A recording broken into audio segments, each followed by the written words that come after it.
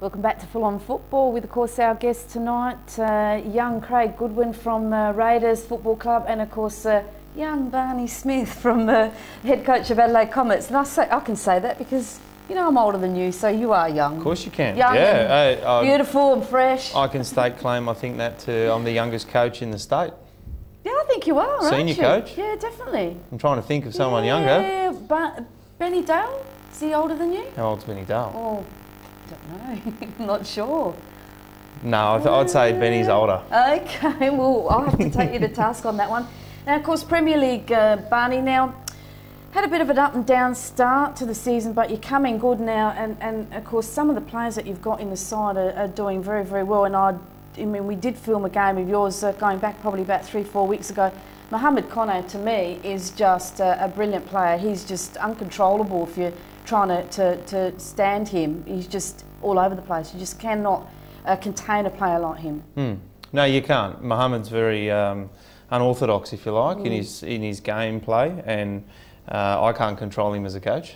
So what do you say to him? Do you just say, look, go out there and do your thing? Or? Well, Mohamed doesn't say a lot, and half the time when you do talk to Mohamed, you wonder whether he understands what you're saying or not. No, Mohamed's a very gentle man off the field. He loves his football, and he is working better with the side now that you know, he's hit some form and he's playing better.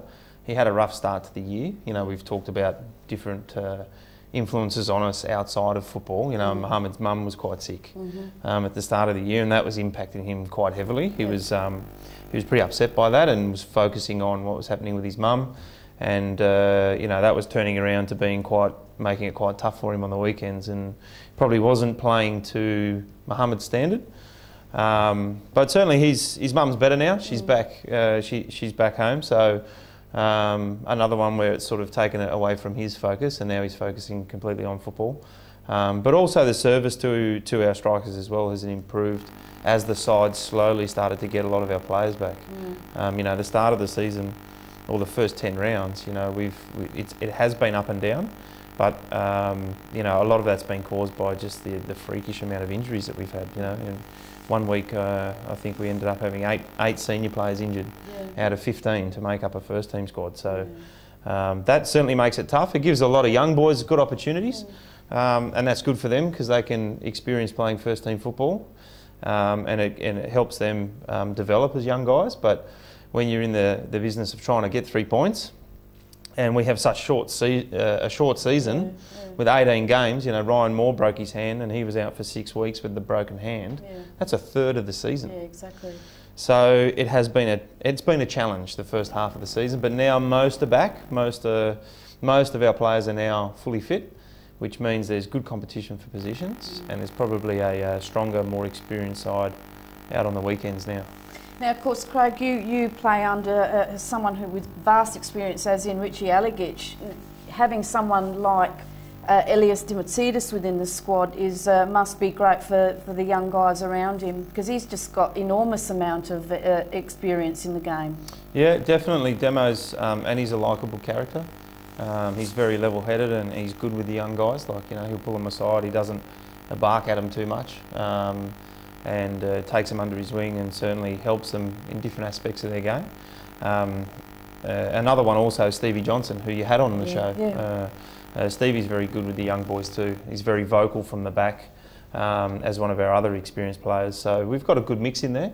I've noticed, you know, with the players that we have recruited and the ones that were at the club before I joined the club, there's a good vibe and a good bunch of players there. You know, there's no black sheep or bad eggs down there. And of course, you being a keeper yourself, knowing how important it is, a position Patterson's been doing, again, another good season by him. Yeah, Lindsay, in his own admission, would tell you it's probably not as good as last year, but certainly he's been playing better of late. He had an operation in the off season, so he had a rod taken out of his leg, which had been there for about 6 to 7 years.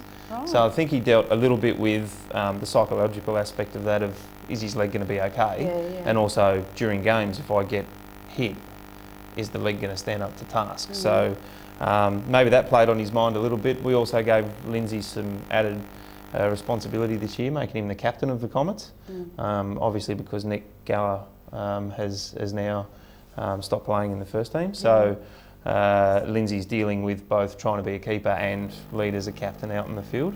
But certainly, especially on the weekend, Lindsay was fantastic. So if he keeps that sort of form, then he probably will match what he did last year. Yeah, well, that psychological aspect is very important. I mean, last week we spoke to Dave Menakella about, the first time he tested his knee after his operation. It is very important to be able to feel confident that it can handle that, tackle or going in for a save. So that is an important part.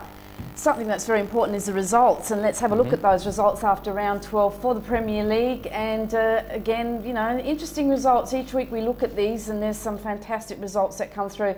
None more so than that top one where we see Barney Smith absolutely beaming from ear to ear with that win, because that was a huge win, toppling the top side.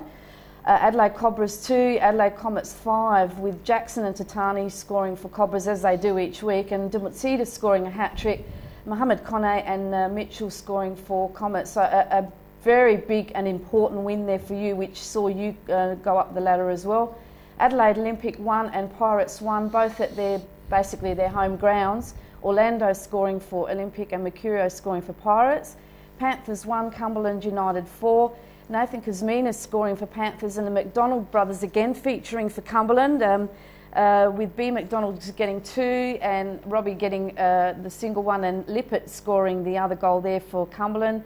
Salisbury United 1, Croydon Kings 3. Croydon 2 strong for Salisbury on this occasion. Camarina scoring for Salisbury, and Klimek Loizidis and Conrad Kosnick, ex-Modbury player there, scoring for Croydon. And in the night game, Sassy 0, White City 0. Now that game for you guys, very important match, and you did come away with it in the second half. Yeah, it was good that the boys came back twice from going down. So Cobras took the lead twice early in the first half, and we went there with a set job to do. So it was good that the players, their application of what we'd worked on during the week was probably at about 70%. Throughout the game, and it worked. And certainly, there was a bit of revenge in that game too. We played them in the start of the year when we had a weakened squad, and they certainly took us apart. I think it was 3-0 at half-time when we played them at Martin. We tried to come back in the second half and couldn't. So, we weren't too focused on that it was a crunch game. I tried to get the focus off of that and more payback. That's always, revenge is so sweet. Yeah, let's not focus too much on the latter, but certainly the payback for the first round, and more importantly, it's been about how we play and the application of the football week in, week out, and on the weekend they got it right. They played well. The only disappointing side of that was that Mohammed Kane, in the half an hour in, got butchered, and he could have a fractured ankle, so we're not too sure what's happening with Mo. He might be out now. Right. The curse of the injuries continue. But certainly great performances across the board from most of the boys. You ask at the end of the game a coach or staff of a club to give a 3-2-1, and you could give it to anyone on that day. But Nathan Fleetwood's certainly a class above the rest. Yeah, of course. Haven't spoken about him yet either. In his footballing talents, he's a fantastic young man, and he had a great game. And then, you can't leave Demo out after scoring a hat-trick. He actually scored 4 and 1 got disallowed. Okay. So it was Demo's day. And the rest, you pick them. Any of them else could have been in the 1 vote. It was also a boost for the boys to have Con Antonio back in the side. Yes, which was his first game back, so we've missed him all season. And he made a difference as well. So right across the board, it was a good victory. But as they say in football, that's all gone now, and we've got to focus on this week. Yeah, no worries. Well, let's have a look at the ladder after round 12, and interesting. Things are starting to pan out here, and it's again very tight at the top, very, very tight. We've got Cumberland on 24, Cobras on 23, White City on 22, Croydon on 20, Adelaide Olympic on 18, and as I said, you guys did move up a little with that win. You're on 16. Pirates on 14, so you look at the top 7, 8, 9. Look at that, you're well in, only 12 points from top to 9th, so that is a very, very tight league. Of course, Sassy and Salisbury on 12, and Panthers on the bottom there on 5 points, so they're going to have to do some fast footwork if they want to avoid relegation. looking at the fixtures for round